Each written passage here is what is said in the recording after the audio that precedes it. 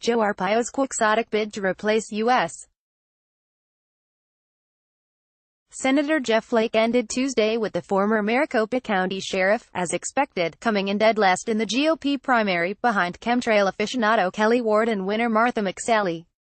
Arpaio was notable in this race for raising only a fraction of the millions he soaked up during his 6 successful campaigns for sheriff, and for humiliating himself in epic fashion by agreeing to accept an amazing blowjob from President Donald Trump during an episode of Sacha Baron Cohen's Showtime series Who is America. The 86-year-old ex-lawman claimed he'd been duped, telling Phoenix New-Times news editor Ray Stern that he was genuinely confused by Cohen, who posed as a spaced-out, orange-haired YouTube star from Finland. But the thing is, Arpaio's shtick has always involved acting the fool. In 2006, for example, Arpaio played dumb while making an appearance at a now-defunct Scottsdale restaurant, the Pink Taco, to offer his hearty endorsement for the eatery, which was selling pairs of pink boxers autographed by the sheriff, like the kind Arpaio made inmates wear beneath their black and white jail stripes. Queried about the propriety of Maricopa County's top cop shilling for a restaurant named after a slang term for a woman's vagina, Arpaio's reply was not unlike the ones he would give years later to Cohen's questions about Trump's golden shower and blowjob offer. "I never knew about that," Joe insisted. "I thought the tacos at Pink Taco were pink. I'll be surprised if they're not." For the uninitiated, Arpaio's persona is one part Mr. Magoo, 9 parts Augusto Pinochet, Chile's bloodthirsty former dictator. It's been a winning combo for him. Voters snickered at Arpaio's mad capers, laughed when he joked about having his own concentration camp, aka Tent City, and whooped it up when he bragged about how he fed the MCSO's dogs better than his prisoners, who were mostly people awaiting trial. Deborah Braillard, over 24 years in office before voters finally kicked him out in 2016, Arpaio's callousness toward inmates and insouciance at the conditions in the jails culminated in the deaths of numerous inmates. Some died at the hands of jailers, like Scott Norberg did in 1996 when he was suffocated in a restraint chair. Others, like Philip Wilson, died at the hands of fellow inmates. In 2003, Wilson caught the ire of the Aryan Brotherhood, whose members beat him into a coma from which he did not awake. Heaven help you if you had a serious medical condition, like diabetic mom Deborah Braillard. In 2005, detention officers denied her medication and ignored her as she writhed in her own feces and vomit before going into shock and dying. As always, the lawyers sued, and the county paid out millions in settlements and awards. The public, for the most part, either shrugged at or applauded what critics labeled Arpaio's culture of cruelty. Arpaio's vindictiveness knew no bounds. Anyone who opposed him was targeted, whether it was the former owners of this newspaper and its reporters, rival politicians, or members of the county board of supervisors, the keepers of Arpaio's purse strings. Nor were judges, fellow law enforcement leaders, or the state's attorney general immune from Arpaio's misuse of his office to investigate people and gin up false charges against them. Furthermore, Arpaio's regime was riddled with corruption and malfeasance. He was caught illegally diverting $100 million in voter-approved funds, and his investigators botched hundreds of sex crimes in El Mirage, many involving minors.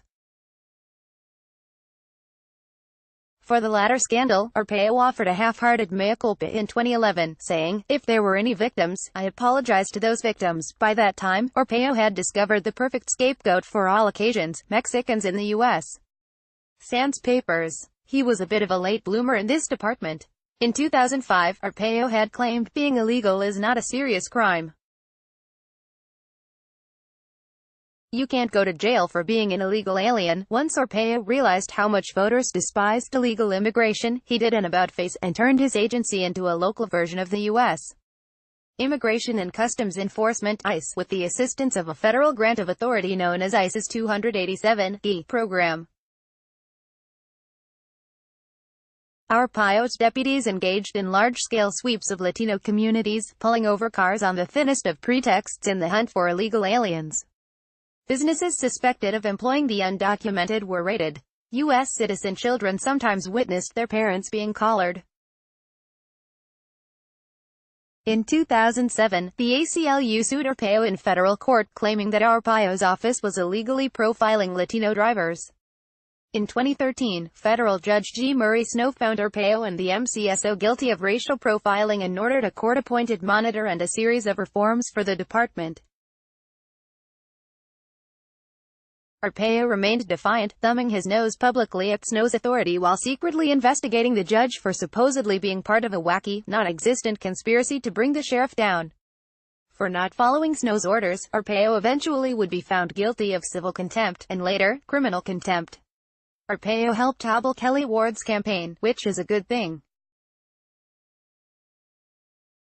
Merriam-Webster Ever Wiley. Arpaio endorsed Donald Trump in early 2016, when everyone was laughing off the billionaire's presidential candidacy. As POTUS, Trump returned the favor, pardoning Arpaio in 2017. Arpaio suffered the ultimate indignity the year before, losing re-election in a red county by double digits to Democratic Paul Penzone, whom Arpaio outspent nearly 13-1. Maricopa County still suffers from the financial fallout from Arpaio, 2 years after Penzone replaced him. The ACLU's civil rights case, Melenders v. Arpaio, reportedly will have cost an estimated $130 million by the end of the next fiscal year. The county had to raise property taxes to keep up with the expense. When Arpaio announced that he was running for Senate, pundits groaned. Some ultra-conservative Republicans grumbled the ex-sheriff was playing spoiler for Kelly Ward, Arizona's loony, far-right Joan of Arc. But Arpaio was determined to enjoy his last hurrah, rebuffing what he described as efforts by Ward's campaign to have him drop out. In the end, Arpaio mainly succeeded in garnering himself loads of press. Even being hoodwinked by Cohen puts him in semi-famous company, with the likes of Sarah Palin, Ted Koppel, and Bernie Sanders. From a practical standpoint, Arpaio did help hobble the brain-scrambled Ward's efficacy as a candidate. Which is a good thing. During his concession speech last night in Fountain Hills, Arpaio struck a morose tone, thanking supporters, his wife, Ava, by his side. "I did not let you down," he said. "I hope I did not let you down." "Hell, no," a man's voice cried out. "Sorry, but our hometown Diablo doesn't deserve sympathy. Save it for Arpaio's many victims, some buried before their time, some terrorized by racial profiling, others humiliated in ways America's toughest sheriff will never experience." As for Arpaio's loathsome career, put aside his silliness and clownish antics. Remember instead the trail of blood, slime, and misery that he's left behind.